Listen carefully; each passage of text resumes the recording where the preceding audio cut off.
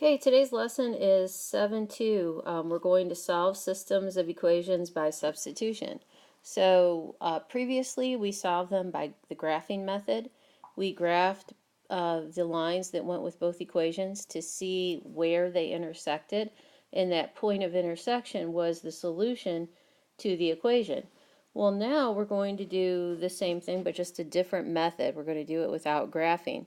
So say for instance we have two equations, and one is x is equal to 4y and the other is 4x minus y is equal to 75. Then how can we use substitution to determine what x and y are? So the first thing that you're going to look for when you look at your two equations is there one that I could easily substitute into the other? And when we think about that, we would see that this would be a perfect one. If x is equal to 4y, then we could replace x in the second equation with 4y, because x is the same as 4y.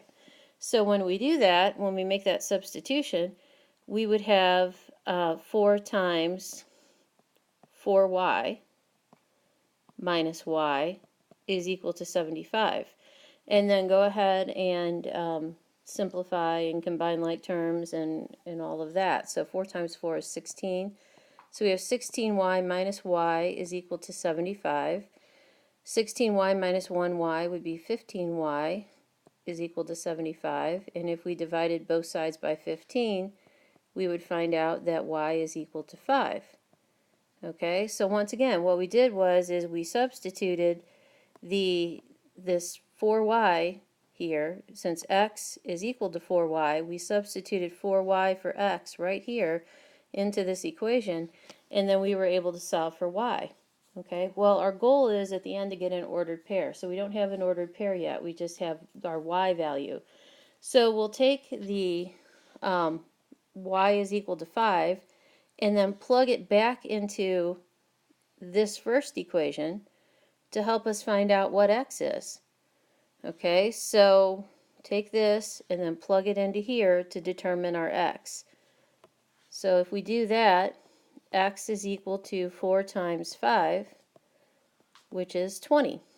So x is equal to 20, y is equal to 5. Writing that as an ordered pair, we have 20 comma 5 for our final solution. So that is what we were looking for. Okay, and we'll do another example.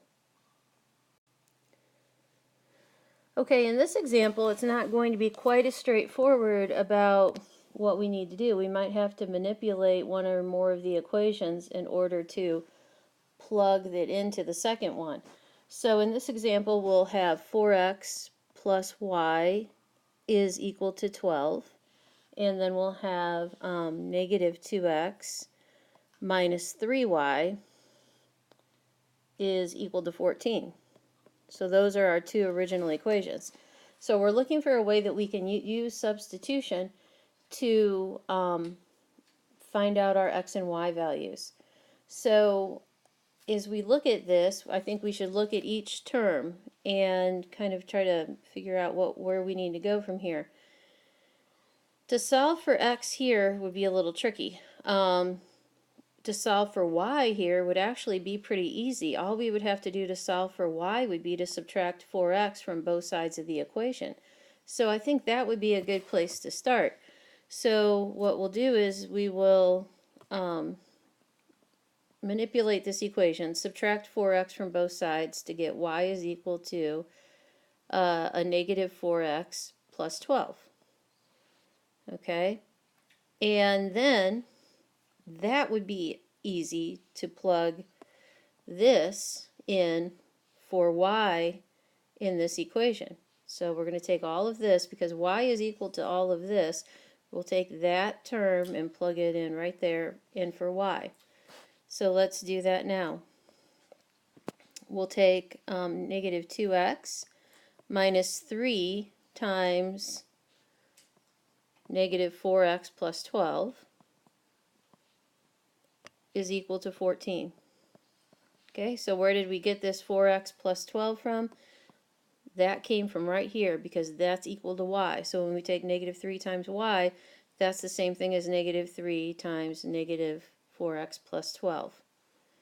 Okay, if we continue to work this problem out, we have to do some distributive property here. It might be a really good idea to change this to adding a negative, and then say negative 3 times negative 4 is a positive 12x. Negative 3 times a positive 12 is a negative 36, and that's equal to 14. Combine like terms, we get 10x minus 36 equals 14. Add 36 to both sides, and we get 10x is equal to 50. Divide both sides by 10, and we end up with the result is x is equal to 5. And once again, just like before, we're not done. That gives us x. We still have to find y. So we want to plug this 5, x is equal to 5, up here in this equation. Okay, substitute 5 in here, and then we'll be able to figure out what y is. So let's do that. We have y is equal to negative 4 times 5 plus 12. So negative 4 times 5 is a negative 20 plus 12. That means y is equal to negative 8. Okay, so our ordered pair is 5 comma negative 8. So there you go. There's our final answer. There's our solution. That is the only ordered pair that will satisfy both of these original equations, and that's what we're going for. We're looking for an ordered pair that will satisfy both of the equations and make both of them true. And you could always substitute 5 into the equation for x and negative 8 into either of these equations for y, and you would find out that your left and right side would be equal to one another, and it checks and it works. The last thing that I want to talk about is just a couple of special cases. Say you're working out the problems and you end up with, at the end when you're trying to solve for your first variable, you end up with, negative 2 is equal to negative 2. In other words, the variables drop out. The variable goes away. And what happens if you end up with a true statement? Well, same thing that kind of happened to us before. This means that there are infinitely many solutions to this. Okay, and really what it means is that you have basically the same line. Okay, it turned out that your two equations that you used were actually equations for the same line.